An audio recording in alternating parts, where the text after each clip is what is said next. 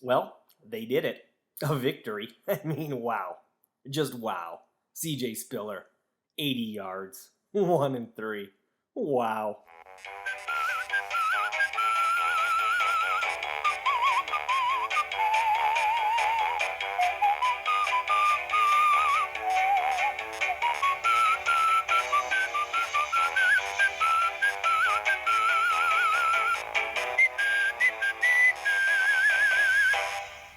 Hey everyone, I'm Frank Martin. Welcome to the NOLA breakdown for week 4, the Dallas victory. Yeah, we get to do something new this week. Talk about a win, and I could talk about CJ Spiller's game-winning touchdown catch, but I think Jeff Duncan of the NOLA Times-Picayune did a great write-up on it, and I put the link at the bottom of this page so you can read up on that there. And thus, me discussing it here would be overkill. Henceforth, I thought I would find a different topic to talk about this week. First thing that came to my mind, Willie Snead.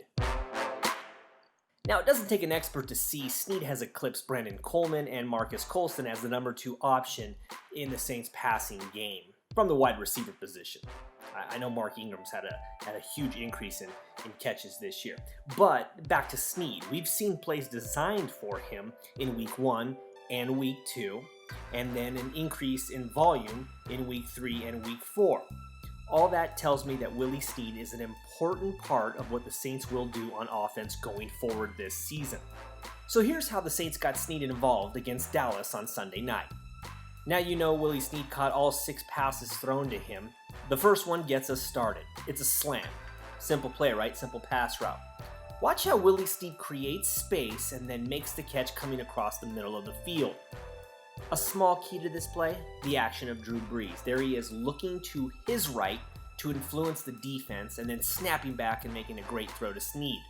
Now later in the drive, our next play, shotgun, Drew Brees passes to Willie Snead. He was pushed out of bounds at the 49. This is a patented Saints passing concept. New Orleans working the outside of the field. Good, as you see, for 19 yards. We skip to the third quarter, 1st and 10 at the 28. Saints in shotgun again. And Drew Brees is going to find Willie Snead once again on the left side. It's good for 11 yards and a Saint first down. And then later in that drive, 2nd and 12 from the Dallas 48. This is a simple curl play. Snead open, he makes the catch. Another 11-yard gain for the New Orleans Saints. I think you're starting to get the picture here. Is Willie Snead, the Saints are trusting him with a variety of different route concepts. We know that though, right? We know that that's what's expected of our wide receivers. But here's something that caught my eye. Once again, the Saints designing a play for Willie Snead. Big play here, as all third downs are. Willie Snead with a 20-yard reception in the fourth quarter. The setup, 3rd and 2, New Orleans at their own 23 with 4:32 left in the quarter. Well, here's the route design. As you can see, Ben Watson is going to run some interference for Willie Snead. He will sneak behind his big tight end, catch the ball in open space, get the first down. The chains move, the drive continues. I think the key for me, though, and we go back, I'm going to keep berating this point, is the Saints are designing plays for Willie Snead. And not only are they designing plays for Willie Snead, he is coming through when his number is called. Here he is, finally on the drive that set up the field goal try at the end of regulation. It's a 17-yard reception. Willie Snead working the middle of the field. He looks like a 6-year veteran. To me, though, the key is the offensive line. The protection was amazing on this play for Drew Brees. He's able to step up and deliver a strike to Willie Snead.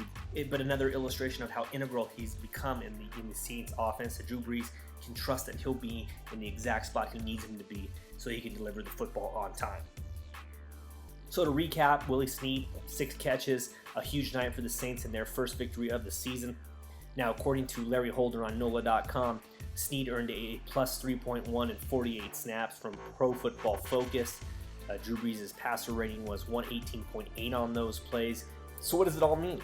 Well, while the comparisons are easy to make based on their stature, Willie Snead is not the next Lance Moore. At least not yet.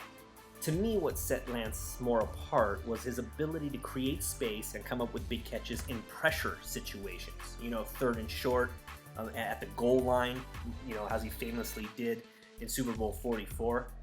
Lance Moore, how did he always accomplish this? Well, it seemed like he ran precise routes.